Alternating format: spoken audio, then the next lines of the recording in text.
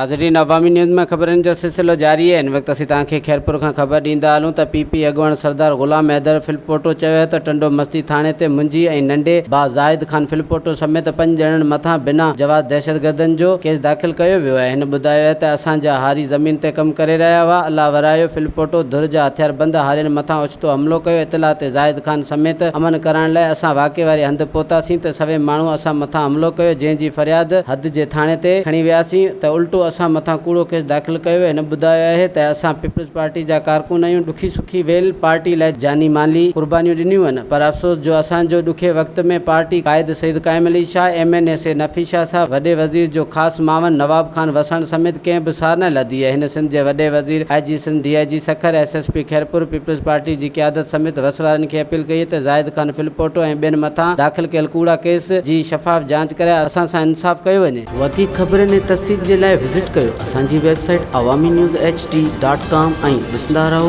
Awami news HD।